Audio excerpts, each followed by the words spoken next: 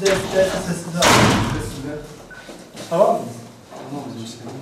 Siyasi irade kararına sahip çıkmalı, eski Türkiye'nin hortlatılmasına geçit vermemelidir. 2013 yılında toplumun büyük çoğunluğunun beklentileri üzerine hukuk devleti olmanın ve demokratikleşmenin bir gereği olarak andımız kaldırılmış ve sivilleşme adına önemli bir kazanım elde edilmiştir.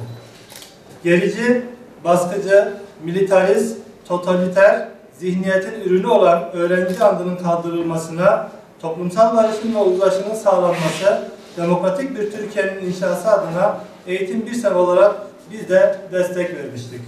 Ancak Danıştay 8. Dairesi, idarenin takdir hakkını içe sayarak, hukuki denetimin dışına çıkıp, hiçbir pedagojik ve bilimsel verilere dayanma ihtiyacı duymadan, ilköğretim okullarında öğrenci andını kaldıran yönetmenlik hükmünü iptal etmiştir.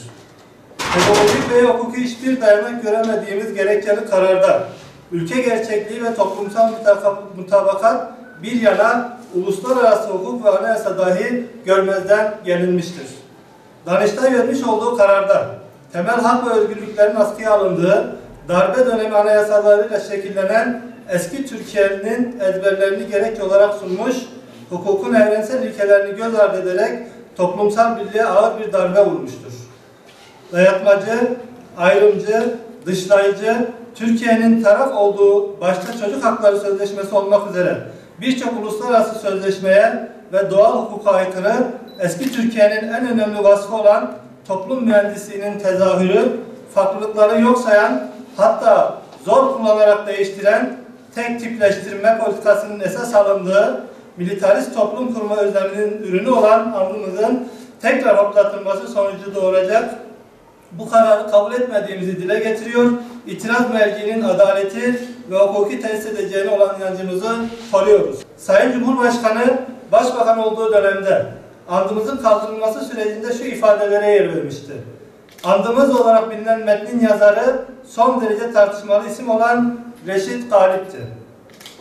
Reşit Galip, Türkçe ezan zulmünün mimarlarındandır. Aynı Reşit Galip, insanları kafa taslarına göre sınıflandıran sözüm ona bir bilim insanıydı.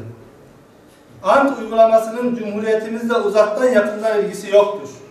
30'larda Hitler ve Stalin gibi toplumu formatlamak için bu tür uygulamalar yapılıyordu.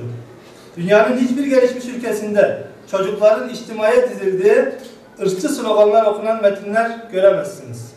Andımızın arka planında hiçbir bilimsel ve pedagojik gerekçe bulunmadığını, 1930'lu yılların totaliter rejimlerine öykünmenin çirkin bir tezahürü olduğunu ortaya koyan bu tespit, bugün dahi geçerliliğini ve canlılığını korumaktadır.